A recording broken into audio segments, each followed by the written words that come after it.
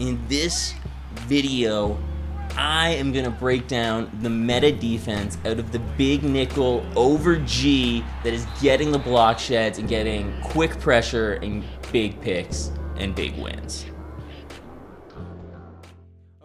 Hey, this is Time Bomb, and if it's your first time checking out the channel, hit that subscribe button to catch all the updates.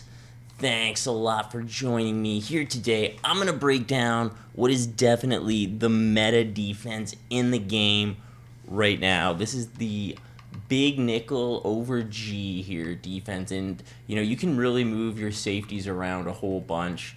The way that I run it is I'll have my user right here on the slot position, so I'll we'll move like Blunt in there, and then I would have good safeties who you can man up in these middle linebacker spots right here, and then you're just going to use this cover 2 shell and you're going to flip it.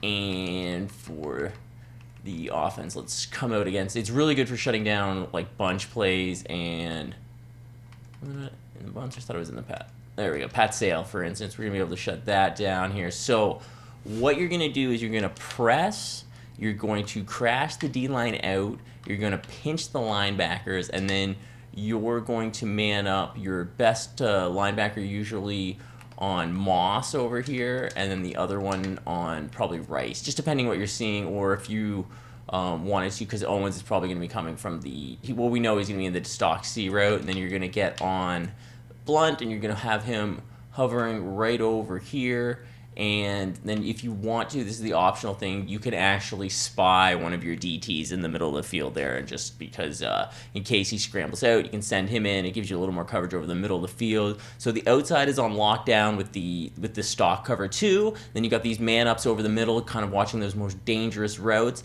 and then your user is just going to watch over the middle and see how things to develop, and you should, generally be able to shut things out. The shed D should get in there pretty quickly, so if he tries, oh wow, no one's going to make a play. I mean, they were both right there. I feel like they should have made a play on that ball, but that's it. Again, we press, crash out the line, pinch the linebackers, then you man up on Moss, and I'm going to go with Owens here. You get hover over the A gap, and if you want, you can spy the one DT, and then, again, you're just going to kind of lurk over the middle. And this one, I was just shutting down people in Weekend League all weekend with this. If you want, you can go into hard flats if you see them kind of going underneath. I like to save it for the second half, kind of, if I'm going to do. So again, you're going to press, crash the D-line out, pinch the linebackers, man up on some dangerous routes, hover gap here, and if you want, you can, like I said, have a spy on the field just to cover a little bit more over the low middle, and you can send him in if he the coverage does get picked up and you need a little more late coverage in there. And you see, wow, I didn't get the lurk. I thought I was going to get a play on that ball. Rice is able to get in there with it. I feel like this practice mode isn't really showing off how good this defense is, to be honest, because I have just been shutting people down all weekend league. I actually had like 5, I think, desyncs in this one, which is crazy. How did I have so many desyncs? I should have another. I only ended up with 16 wins, but I could have easily had had 19, probably closer to 20 over this weekend league. Boom, laying the hit stick right away on him. It's one of my best weekend leagues. I don't know what is going on with all these desyncs right now in the game.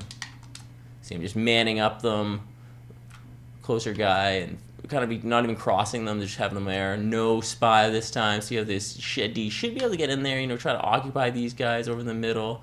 And no, again, he's just got to check it down low. Let's see if we try to put the hard flats on it this time. Cross manning them here. No spy for the hard flat. So let's see if we can take out the underneath play now. If the computer does try to check it down, kind of occupying over the middle. Oh, that corner road's looking good. He is able to get it in there.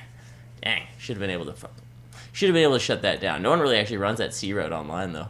Pinch, crash out, pinch the linebackers, and right in here. Let's see the shed D get in there.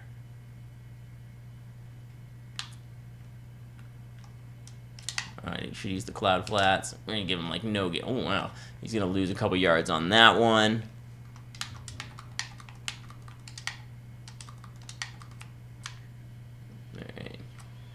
go. No spy. We got the hard flats this time. So let's see if we can get the pick if he checks it down low.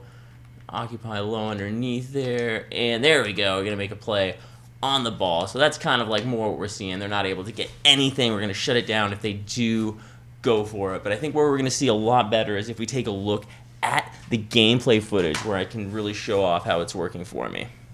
And first thing I should say about this before I get into the gameplay footage is this play does not do great against the run, but it can get it done. So if the first couple examples here are some run stops that, you see I'm using the same setup, I find it actually does better against just the two wideout sets where you can just cross-man the wide receivers. Here we see actually goal line, I was able to shut that down as well. So it can stop the run, but hopefully you don't have to use this for too long to stop the run. And here we go, though, where we're really seeing it, get in there for me is these sheds. You see them get around the corners, just take out QB so quickly. Look at these shed, get in there, around, getting through. It's happening so quick with this defense, so I've been really liking it for that way.